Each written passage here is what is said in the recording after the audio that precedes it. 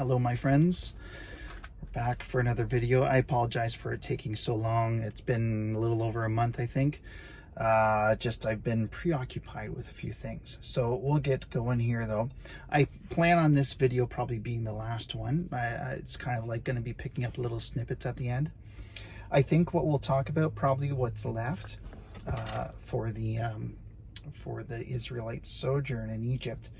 The age of Jochebed, I don't think we've talked about that yet. Also, the difference between the 400 years and the 430. 400 years that was told specifically to Abraham, and then of course the 430 years that is in Exodus.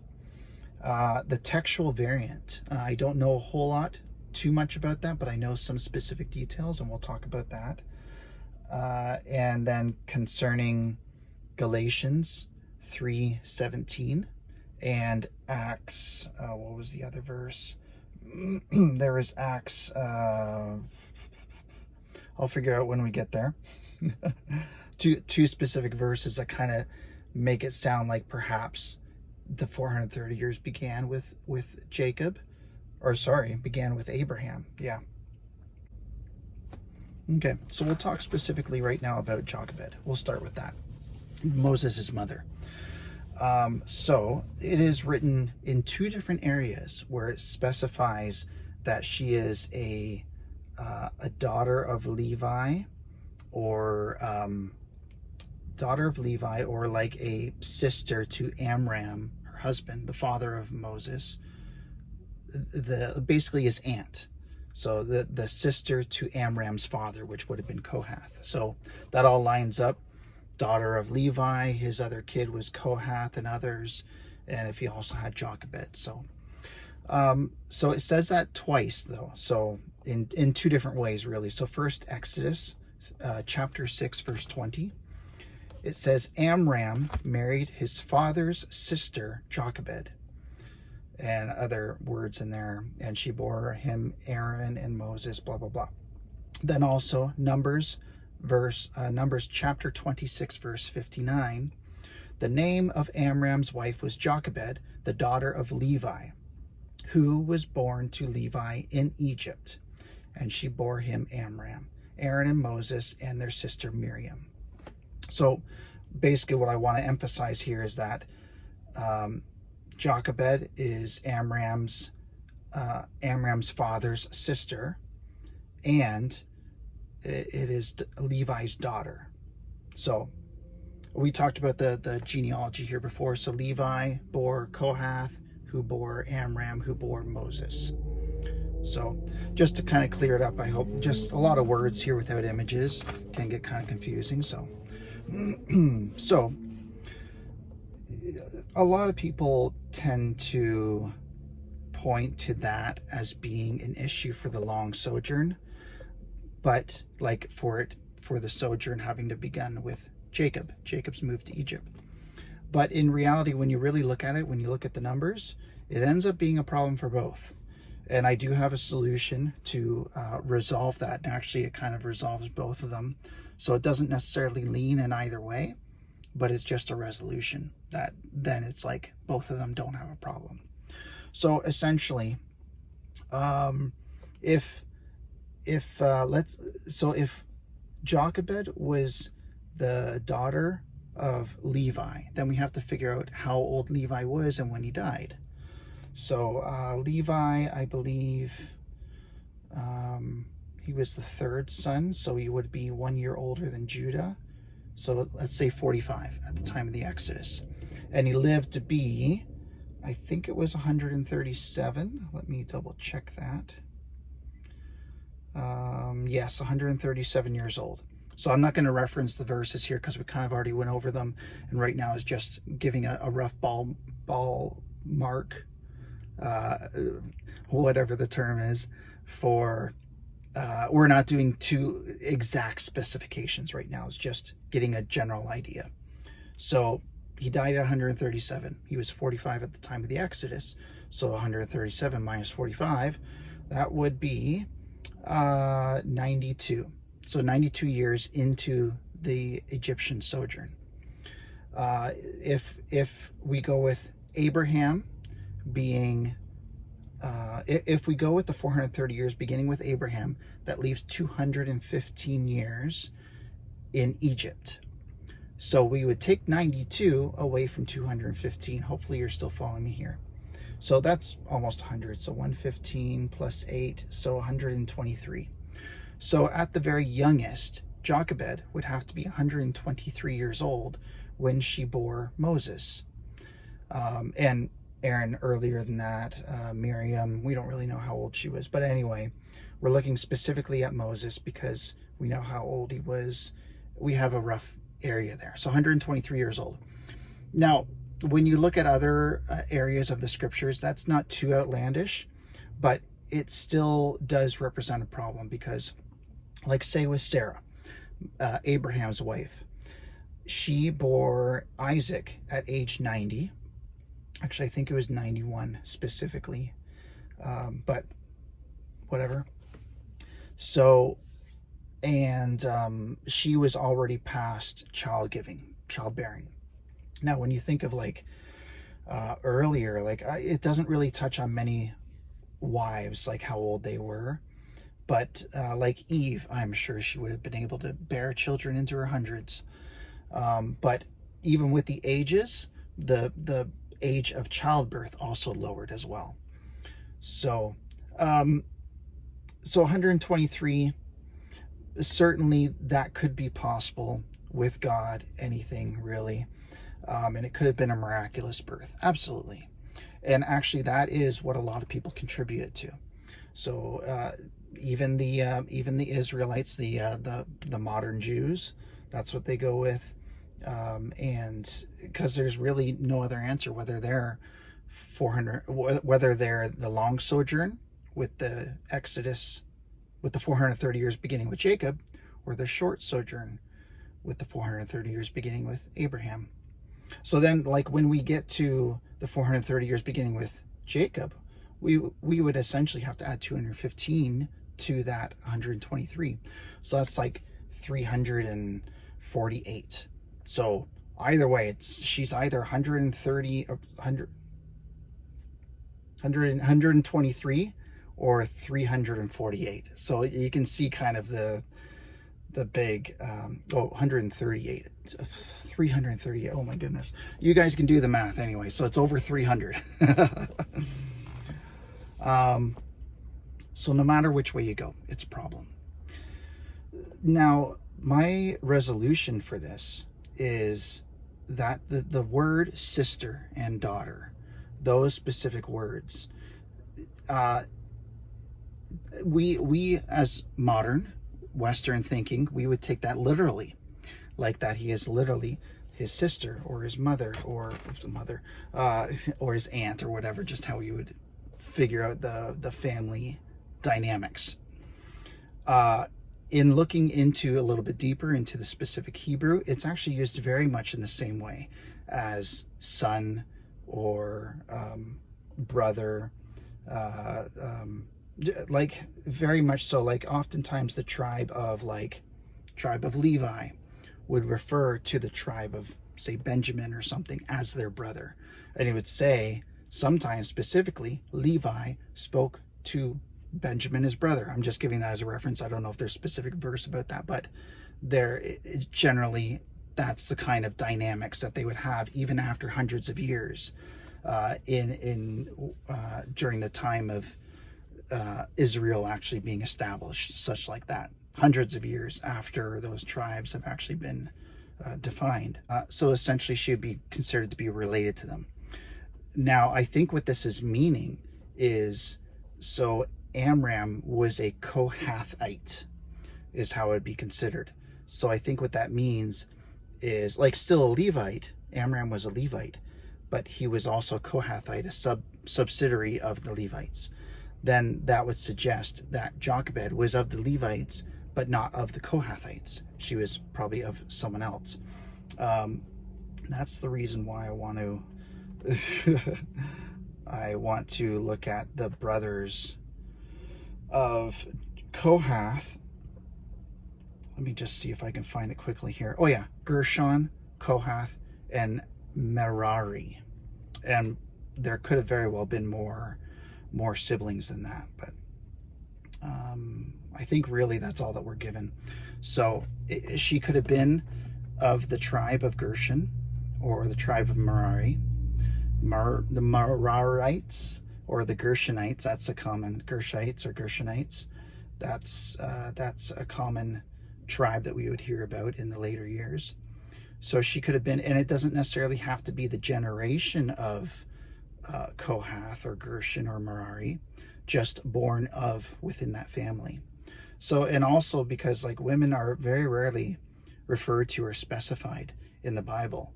It's just because of the way the culture was. It's not anything to put down women or anything like that. It's just culturally wise, that's how it was communicated. So, yeah, with all that, I have no problem with thinking that she's, say, like several generations down or whatever, or just a couple generations. I think there's just, with this, there's no way to actually know how old she was. She could have been 15, 20, 100 years old when she gave birth to these 3 children.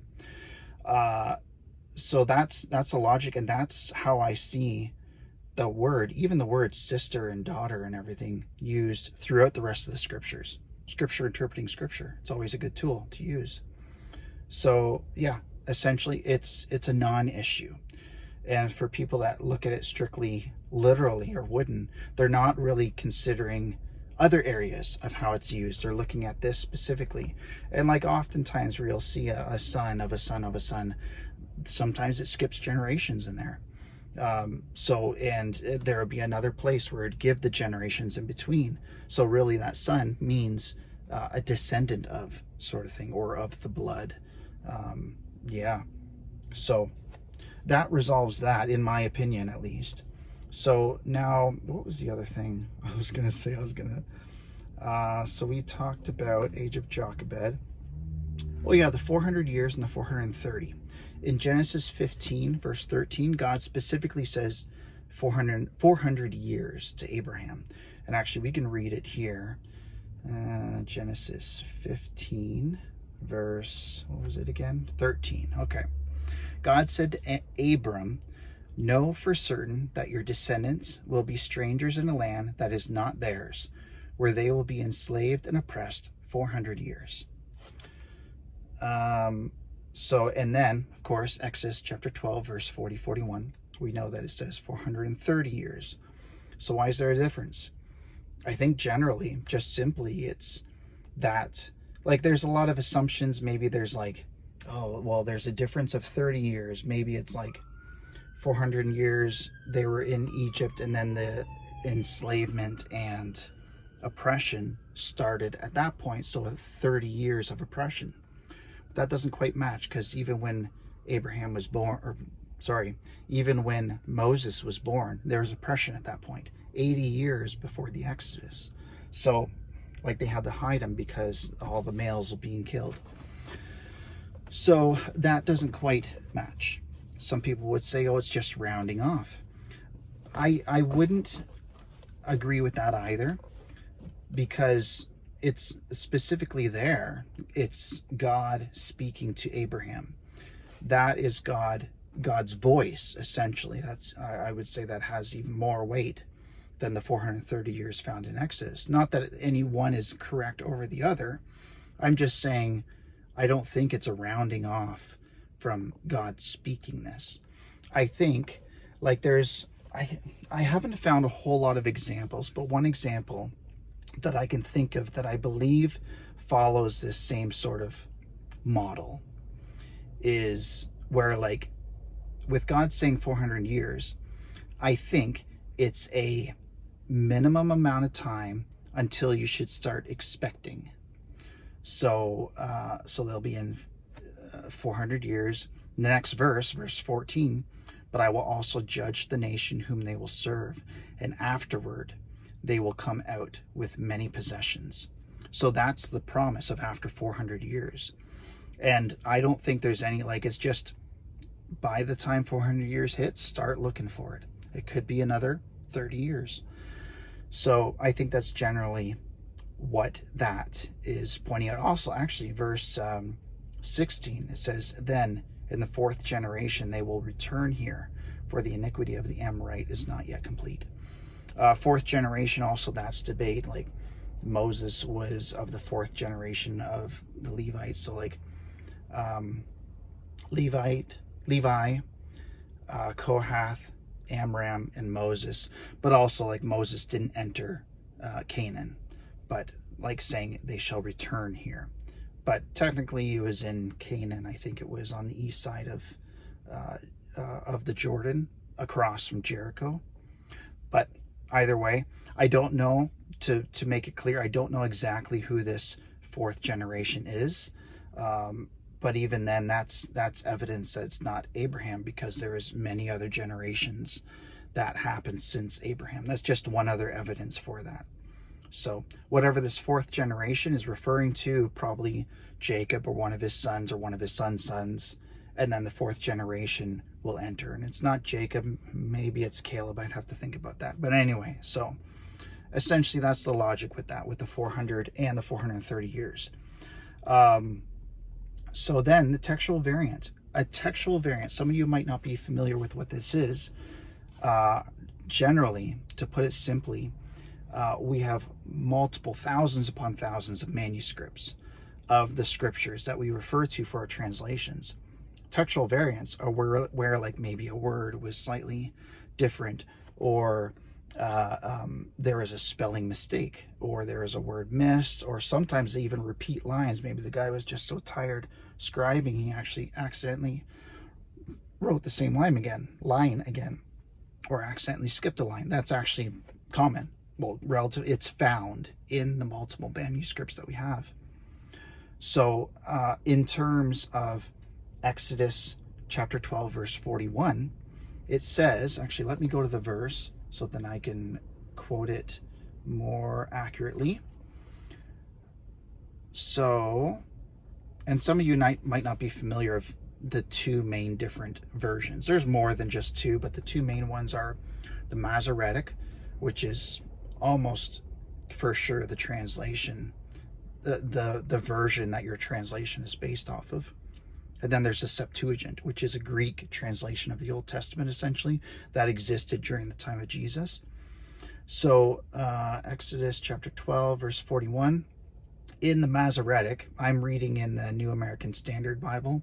It's the same as in the NIV, the King James, the whole, whatever you can think of, really. So I'll read it here.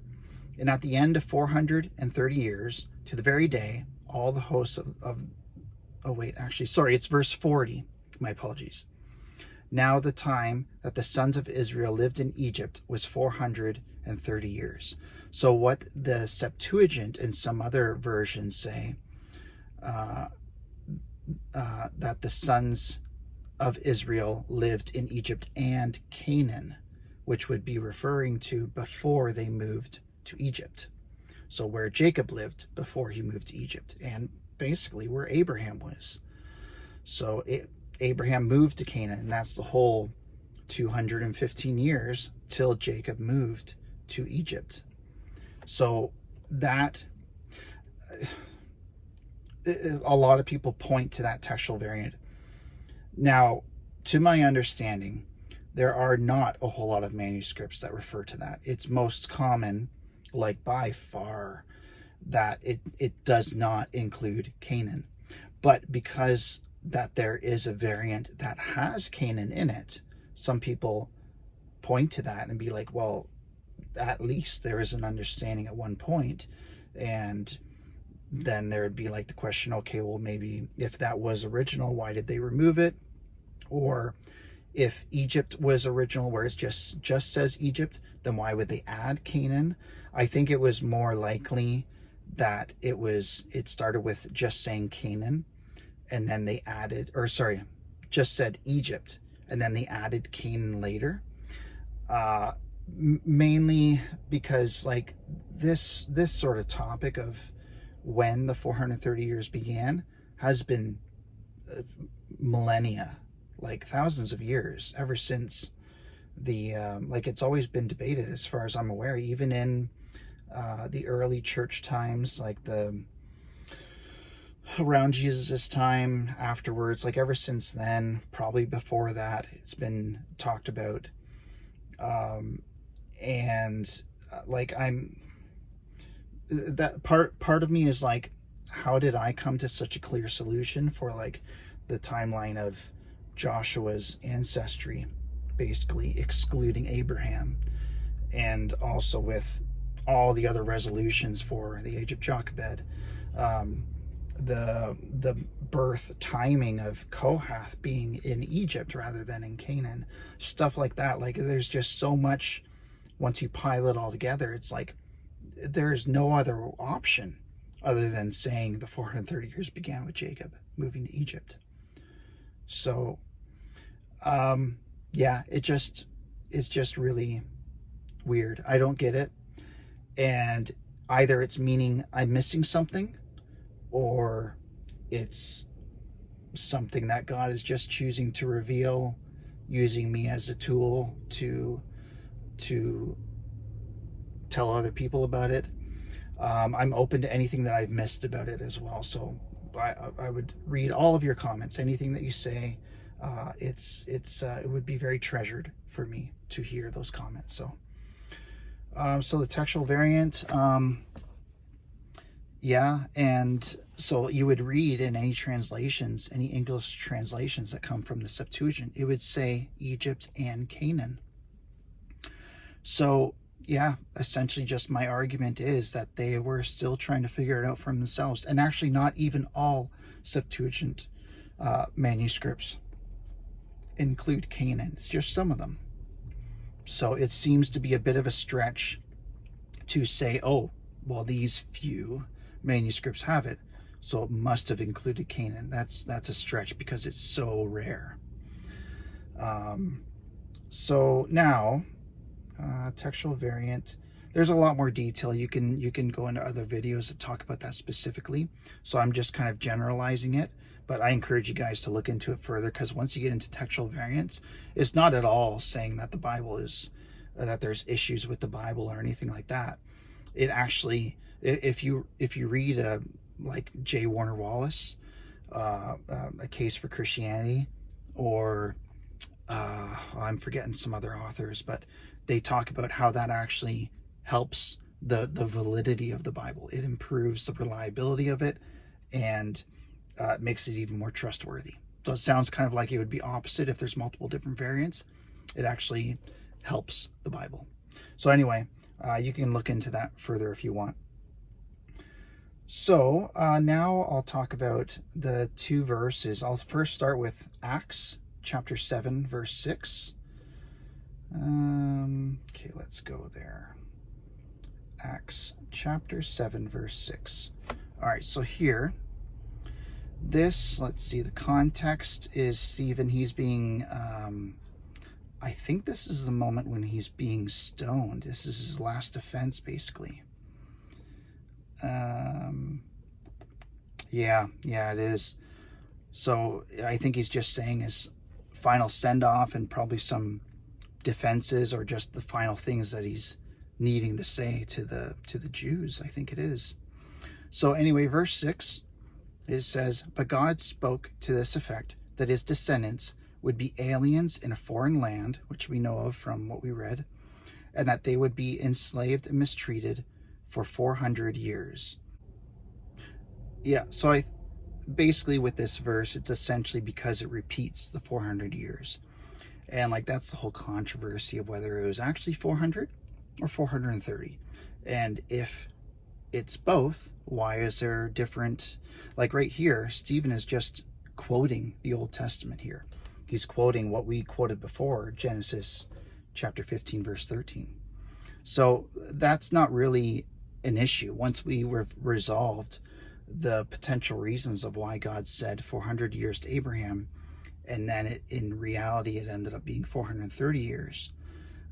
We addressed that already, of where it's most likely, it seems, and by the example of the rest of the scriptures, it seems to be consistent with it, that it was just by the time of 430 years, start expecting this.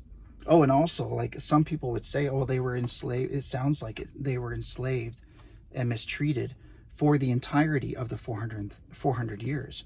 But no, like, if you read it, let's see, let's go back to it. And know for certain that your descendants will be strangers in a land that is not theirs, where they will be enslaved and oppressed 400 years. I think it all depends on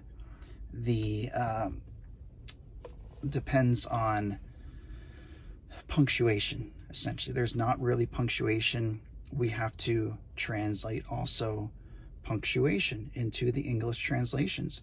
I think what he was saying, if you put a comma after oppressed, then it reads like this: they will be strangers in a land that is not theirs, where they will be enslaved and oppressed, comma, for 400 years.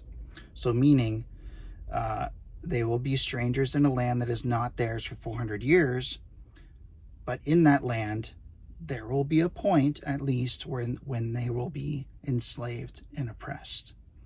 So it's saying that basically that they're going to have trouble in that time and during that 400 years that they're there. So I would say at the very least, by the time of 400 years into the Egyptian sojourn, that it's saying at the very latest, the 400th year is when they're going to be enslaved and oppressed, which we know it was earlier. It was at least 80 years prior to that. Probably, most likely even earlier, 90, 100, I don't know. There's debate about that as well. So another thing, Galatians chapter 3, verse 17. So that's another verse that we can go to. Sorry, just a second. My translation here has changed.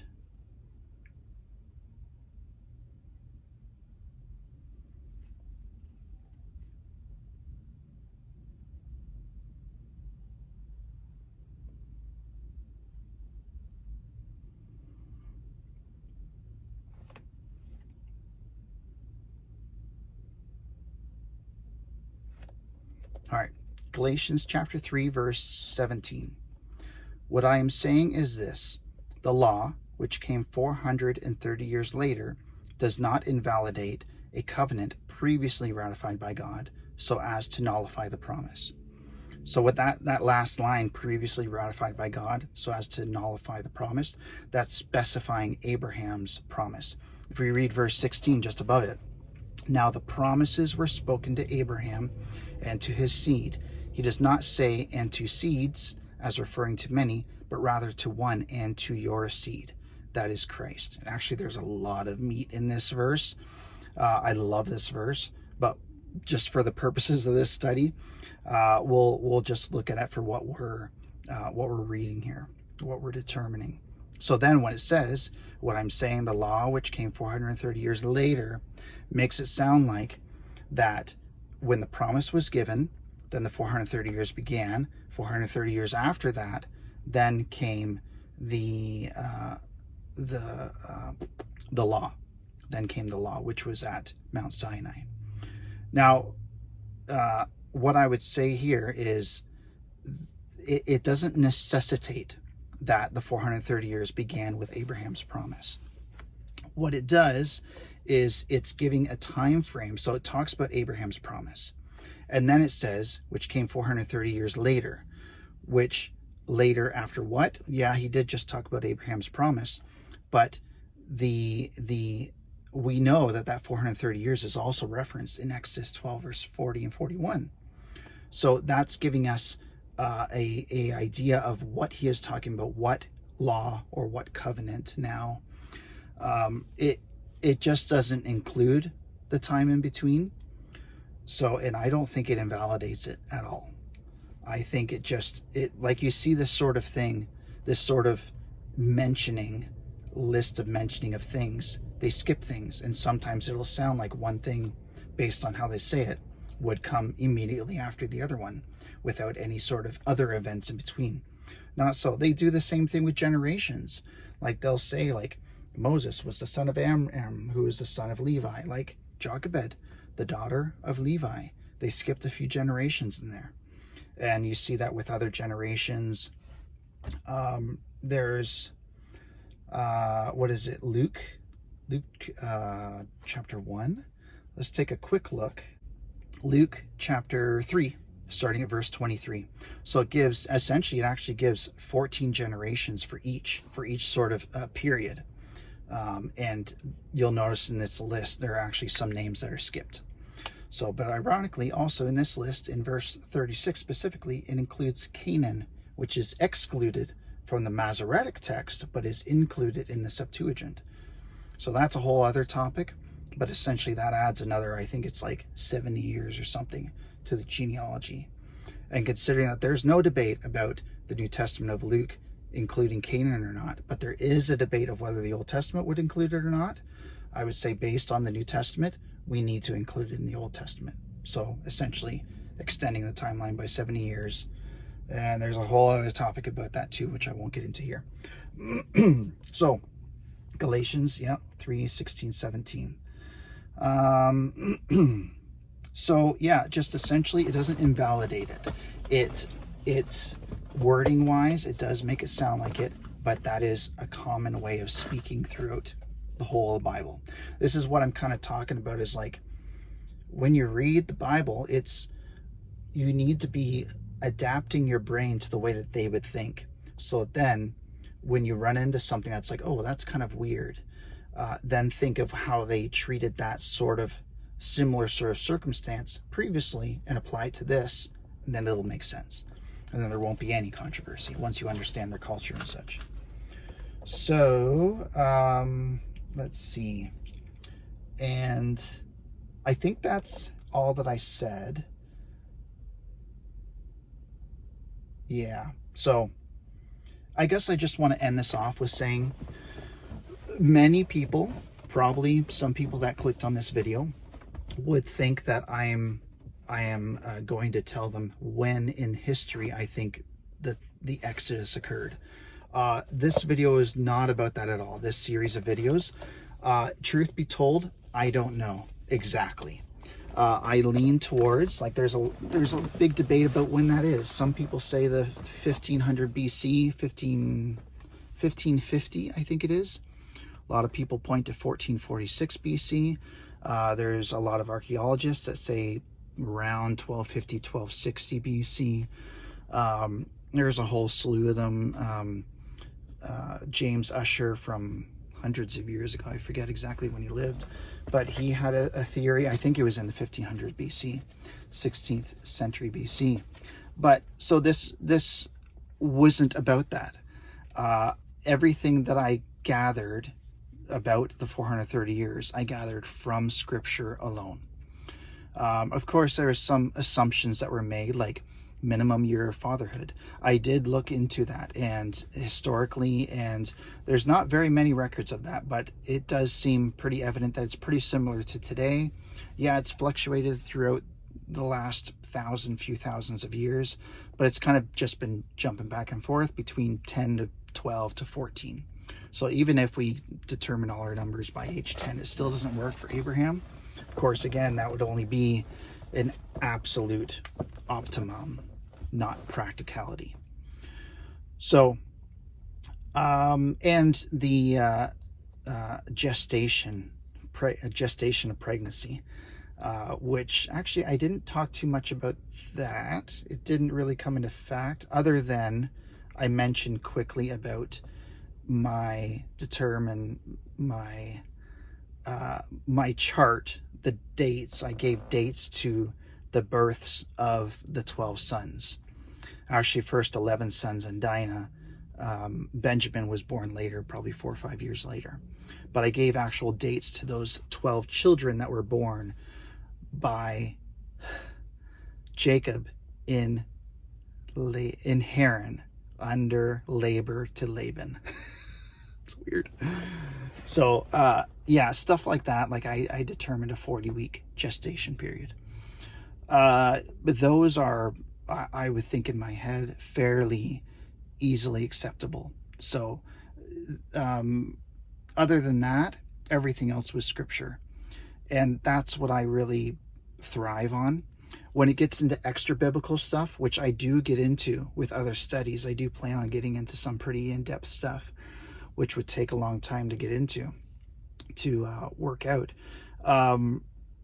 You would have to do extra biblical stuff, like even some of the ancient writing of the Jews. A lot of that is relevant. It's not scripture, of course, but it can give you a very good idea of their kind of view of certain times, like the book of Enoch.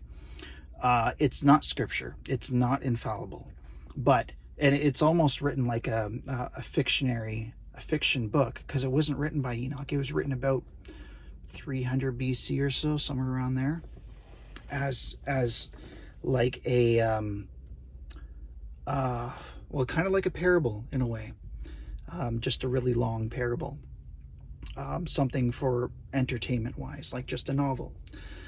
So but it gives you an idea of what some of their train of thought was, and that can apply to how you might understand certain ways of how they write in scripture, how their train of thought was working at that point. And yeah, anything relevant of written in the times of when we can find, like if we know Egyptian culture, that will drastically help us determining different things with the whole Torah, because Moses was from Egypt, like all the Israelites were from Egypt. They were in there for 430 years. Of course they're going to be influenced by their culture. So we do need to determine that. Like in the very first verse of Exodus chapter 12, it says, in this month, this will be the first of months for you. That's the beginning of their calendar.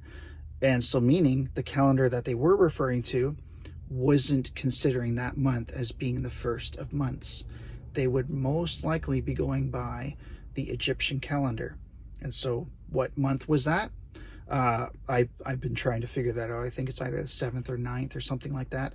But either way, it's showing that there is already a culture that was being influenced on them that now God is trying to correct or change. So, wow, I went on a tangent there. So essentially, this video, this whole series was not to figure out exactly when the Exodus occurred. But at the very least, it helps with that, because now we know that the whole of the time of the Israelites in Egypt was 430 years. We can now look at that in history now. So what I tend to lean towards, and I would say fairly strongly, although I do still have, of course, I'm not infallible, I'm not correct about everything, but I try to look into it pretty deeply. I lean towards that the Exodus occurred in 1446 BC. The main reason is there's a verse in 1 Kings chapter 6 verse 1 where it says, basically it's with the founding or the start of the building of the temple, Solomon's temple. And through multiple different, this again is too long to say, but with multiple different directions, we figured out that time period is 967 BC. And in that scripture verse, 1 Kings chapter 6 verse 1, it says in the 480th year from the time of the Exodus.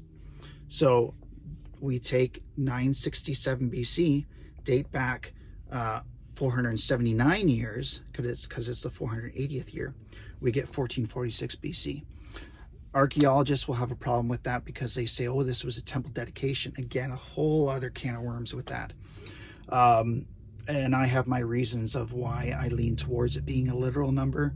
Also, like a combination of literal and figurative. I think in the Bible, there's no problem with it being both. I've seen that multiple times, but outside of the Bible, not very common at all. So, but archaeologists don't see it that way all the time, even some Christian archaeologists. But anyway, okay, this is getting too much into the weeds. This, all that this video was about was to conclusively say that the Egyptian sojourn of of the Israelites was 430 years to the very day, with some seemingly likelihood of it happening, the Exodus occurring in 1446 BC, in or around there, within 200 years plus or minus. So anyway, comment, like this video, whatever. Like if you enjoyed it, if you were confused, let me know. If you have any more questions I didn't answer in this whole series, because this is the final video, let me know. And if there are like enough questions, enough to make a video out of it, or maybe I'll even make just a short video to address certain questions or something like that. I think I touched on most, if not all of the details that are like all the individual scripture verses. But if you have other questions that, like, maybe how does this tie into that, or this, or whatever, whatever, just whatever you want, ask away. I'll do my best to look into it. If you disagree, let me know, and do try to make it academic. Like, give me scripture verses of why you might disagree, and I'll look into it, because all that I'm really interested in is the truth.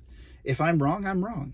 So I don't think I am with this, but I still very well could be. So, and really, honestly, I look forward to finding out if I am wrong, because then it just furthers my journey toward truth. So take care, guys. This is the end of the video, and who knows what I'm gonna do next. Oh man, I got so many other things. I won't touch on them now, because it's you'll think I'm crazy about some of them, but you'll see as the videos come out. Okay, take care. Peace.